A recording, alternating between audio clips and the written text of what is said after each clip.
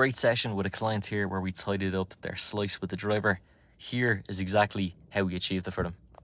The first thing I'm going to bring your attention to as you look at his before and after comparison pictures here, with his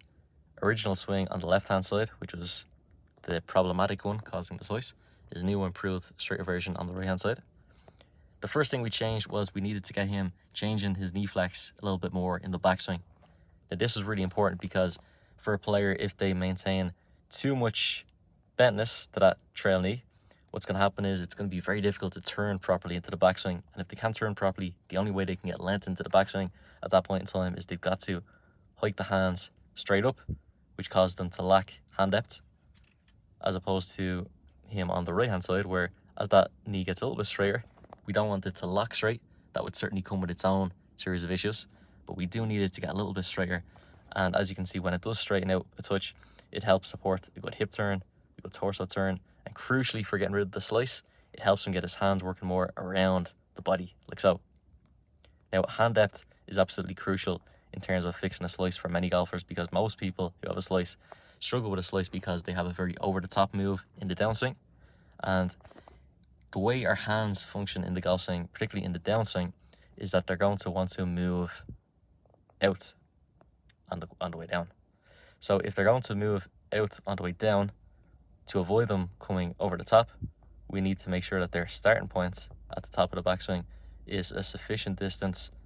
around the body, because if it's not, it's going to steepen the pitch of the shaft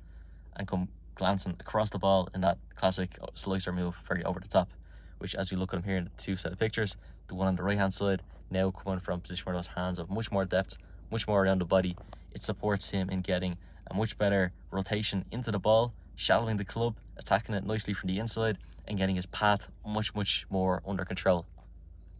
Just in addition to this here, to show you another simple visual cue we gave him here in the lesson, was I threw down an alignment stick here on the ground, as you can see. Now, this just promoted him to get his takeaway a little bit more on the inside, like so, just to kind of follow the alignment stick here. And again, that encouraged in and of itself, helping the knees change flex, getting those hips turned, and get the torso turned, and as we talked about, getting those hands more around the body. So, big change, small, simple drill like an alignment stick on the ground as a constraint, bit of a visual aid,